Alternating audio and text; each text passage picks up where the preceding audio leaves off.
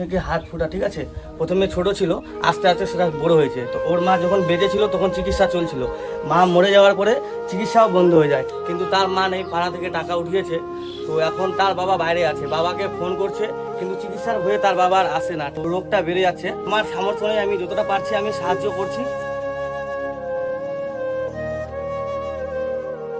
সবাইকে আমি এটুকুই বলবো যে সবাই যা পারো 5 টাকা, 10 টাকা, 1 টাকা, 2 টাকা, 8 আনা বাড়িতে বসে একটু সাহায্য করো, পারলে প্লিজ দয়া করে ভিডিওটা একটু শেয়ার করো।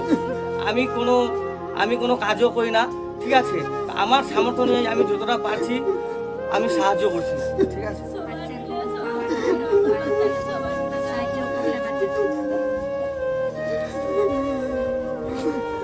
টাকাটা কার হাতে দিব যেন বুঝতে পারছি না, দিয়ে এসে বলবো আমি দিয়ে দিই।